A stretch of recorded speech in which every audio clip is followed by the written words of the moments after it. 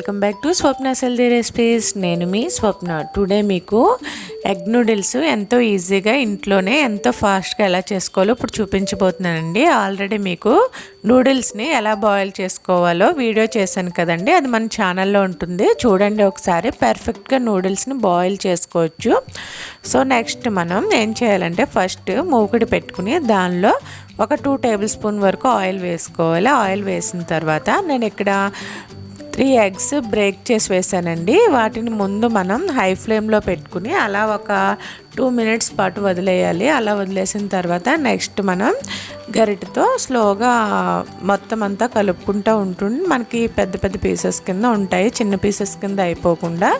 So అలా high ఫ్లేమ్లోనే ఒక 2 నుంచి 3 మినిట్స్ పాటు బాగా ఫ్రై చేసుకోవాలండి. మొత్తం అంతా చక్కగా ఫ్రై చేసుకోవాలి. అప్పుడు ఫ్రై చేసుకున్న తర్వాత నెక్స్ట్ టేస్ట్కి సరిపడా సాల్ట్ యాడ్ చేసుకోవాలి. ఇలా మనం ఎగ్ని బాగా ఫ్రై చేసుకున్న తర్వాత నెక్స్ట్ ఏం చేయాలో మీకు ఇప్పుడు నేను చూపిస్తాను.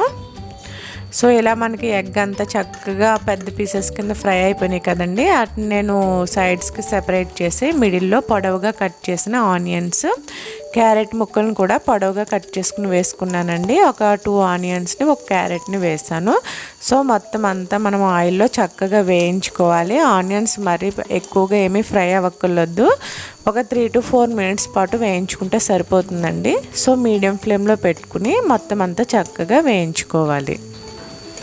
ఇలా బాగా వేయించుకోవాలండి. మొత్తం అన్నీ వేయించుకున్న తర్వాత దీనిలో ఇప్పుడు మనం కారం అవి యాడ్ చేస్తాం. సో ఇక్కడ నేను 1 టేబుల్ స్పూన్ కారం యాడ్ చేస్తున్నాను.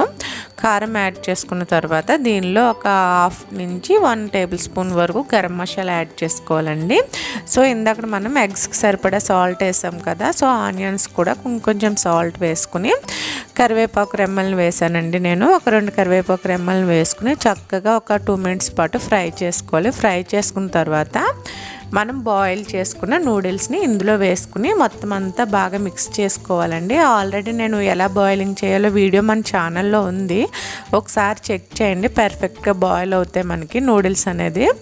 సో మొత్తం ఇవన్నీ చక్కగా మిక్స్ చేసుకోవాలండి. ఇలాగా హై ఫ్లేమ్లోనే పెట్టుకుని ఒక 5 నుంచి 10 మినిట్స్ పాటు ఫ్రై చేసుకుంటే మనకి వేడివేడిగా ఎగ్ నూడిల్స్ రెడీ అయిపోతాయి. దీన్ని లెమన్ కాంబినేషన్తో తీసుకుంటే చాలా టేస్టీగా చాలా బాగుంటాయండి. ఇలా ఇంట్లోనే ఈజీగా మనం ప్రిపేర్ చేసుకోవచ్చు. అందరూ బాగా ఎంజాయ్ చేస్తారు ఈ రెసిపీని. సో ఈ వీడియో మీకు నచ్చింది అనుకుంటున్నాను. నచ్చితే ప్లీజ్ లైక్ చేసి, షేర్ చేసి, కామెంట్ చేయండి. ఎవరైనా సబ్స్క్రైబ్ అవ్వకపోతే ప్లీజ్ సబ్స్క్రైబ్ చేయండి. Thanks for watching.